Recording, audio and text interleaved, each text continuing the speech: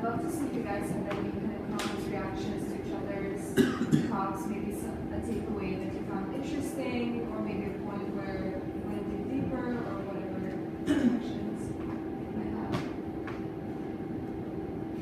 Did anyone listen to this?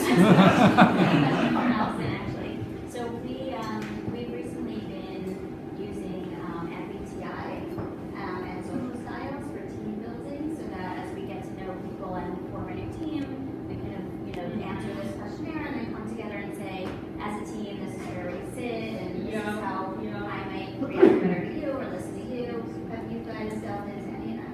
So love that question. We're complete sort of personality test nerds, and actually, I'm not sure if you're familiar with Hogan Assessments. It's another personality testing framework. We actually have a partnership with them. We haven't implemented this into the product yet, but the vision is to, team building is the first step, and then cracking team dynamics is sort of the next horizon. And so really thinking about not just connecting, making that human relationship, but really kind of getting into more, what are your strengths, what are your tendencies, what are some of the habits that may cause conflict. That's sort of the vision with integrating in personality. So the questions that exist today are inspired by some of the personality frameworks, but they're not directly assessing personality. But yeah, that's awesome. I was really impressed by the amount of tactical advice that Travis and Ingrid were able to fit into their presentations, and I thought it was all really, really good advice. And I was glad that we weren't all talking very high level, because when we started the panel, I was worried we were going to all kind of talk values and how that builds a culture. So thanks for letting me get going on. So let's open the floor for questions. Wow. I have a question. Go for it. For Devin. Yep. So in terms of your values, so I really like, phrases are very catchy and kind of really shows personality. How do you embed those into performance management, or do you? Yeah, we actually do. We've got a number of categories within our performance management system, and living as part of our values, or living by our values, make up a couple of those categories. So there'll be questions in there to say, how well have you played as a team this year, and give me some examples. But we try not to use all of them as individual values, because they're really meant to function as a system. So the example that I just gave you is actually really bad, so forget I said that, and pretend that I said, how do you live our system of values, and then what are examples of that? And then within those examples, there might be things like, I really embody play as a team and open company, no BS when I work on this project. But I think the more that you can think about them as a broad system, and then just think about how you live them collectively, certainly is the way that we want our people to take it. But they are embedded in the performance system, just in the sense that we're always kind of bringing that up. And then another thing that we do is we actually have an internal program called Kudos, where you can send a small gift or a large gift of manager approval to anybody in the organization who goes above and beyond. And there's only really one thing that you need to call out when you give somebody kudos, and it's which of the 5 values did they really go above and beyond on. And so that's just another small way that we bring it into day-to-day life.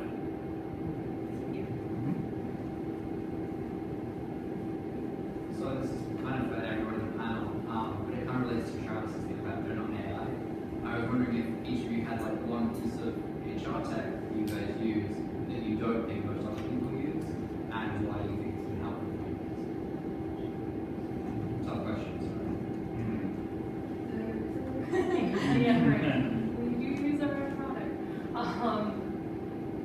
It's interesting. We use Gusto, which I think a lot of people who are startups use, but it's managing payroll, and it's amazing. It's also very delightful from an interface perspective. Like, we always feel happy when we're using it, which is sort of a funny state to feel when you're dealing with payroll type activities. So it's even inspired some of our own product development ideas. We're like, we want it to feel like this when people go to our website. So that's one suggestion.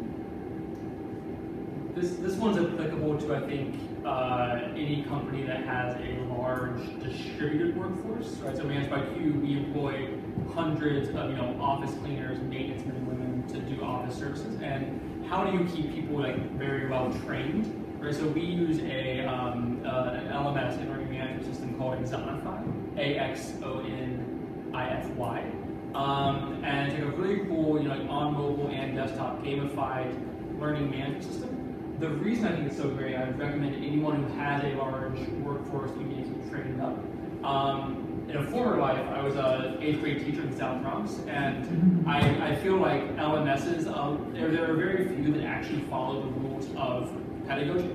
And this LMS actually follows like Bloom's taxonomy to a T, from like recall up through synthesis. And so if you ever need to like train a large workforce and do it really, really well, I can't speak highly enough about that process. Thank you, everyone. This is a bit of an extreme example, but I'm keen and interested on your thoughts. I work for an organisation as an internal consultant. We've got 15,000 people distributed across multiple different countries and in 20+ time zones. What's your take on how you support and develop your leaders to learn a lot of the things that you guys have talked about? Because one of the challenges that we have is how we support our leaders to develop and improve in a lot of the areas that you guys are talking about, particularly when you consider the broader challenges that they've got with encouraging collaboration and building distributed workforces. Two things. So I think helping your managers is critical because you can't be everywhere, and so your managers have to really be the voice of the company. So definitely invest in there. So two things. One is that in performance management, I've done before, not at this company yet, but at a larger company, I've had a section on performance evaluations that's just for managers. So there are particular, we're holding them accountable for, are you holding your team accountable for values, or what behaviors or examples do you have where you reinforce the values as a manager? So there's like a spin on it that is added onto what everyone else would fill out in your performance plan. So it's the manager piece and a different level of accountability. But also now we have, here at Data Miner, we have a manager network. So once a month, we have a standing meeting and we rotate topics, and the managers either come or dial in, and we have presenters from inside. So as I was saying, use your internal experts. We have people volunteer. I'll speak about delegation, and I'll have someone from another, business unit speak about delegation with me, speak at different perspectives, and people dial in, and together we have a working Google Doc that we create a guide basically, and then that guide lives on for new managers as they start, and then the next month we'll do another topic and performance feedback or something that's relevant to the time. Someone else will speak on that, and that'll get added to the guide. So it's kind of this living, breathing, always happening once a month thing that people really rely on, and that way they also have each other as a network to always have as a kind of a safe sounding board, and they use each other outside of that meeting too, and they kind of know each other that way too across the company. I have one. So I think I heard you say the phrase like, how do you train your leaders to sort of act out the values? Did I catch that right? So this might be a controversial statement, but I would think that if there's a high amount of concern of training your leaders to live those values, you may want to question whether those leaders should be your leaders, right?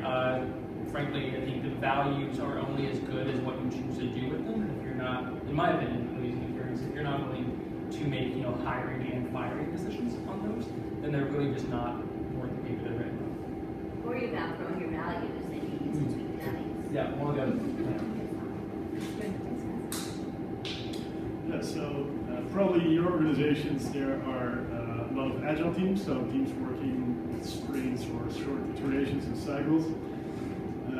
Now we've been consulting a lot of organizations on adopting agile as a methodology, and what you would see is that HR would still organize itself pretty classically, so with these traditional meetings and plans and everything.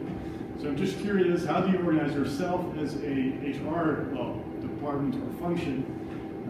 Do you organize yourself agile, and in which way? I would. No, I was just gonna say, I would say our HR department is agile-ish, in the sense that our engineering organization is totally agile, and we basically try to work as closely as we can to their working style, so that when we're having meetings together, we're speaking the same language. And so we haven't gone to the full sprint mentality yet, but we're getting closer to doing that, where stand up on Monday morning, what are 3 focus areas for this week? What are 3 things you accomplished last week? It just tends to be that we're working on longer projects and sometimes harder to break them into as small of chunks as our devs can. So, sometimes it'll be, this is going to be a big thing on my plate for a month or a quarter, as opposed to being able to break down a small chunk of that into a weekly basis. But I would say we've adopted the agile culture in that way, but still sort of hang on to some more of the HR and the planning stuff. And I'm not even the traditional HR side, being talent acquisition. Yeah, definitely we're moving in that way. And I think as that sort of becomes the standard, as technology takes over as a leading industry, you'll see more of that. We use Trello for one, so that keeps us organized. We have a shared board as a team, and we move things around, so that's a good tool. And we're really busy, and so we try to maximize meetings. We try to say, like, if we can handle something in an email, like, do that and save the meeting for, like, the really, nuts and bolts of stuff.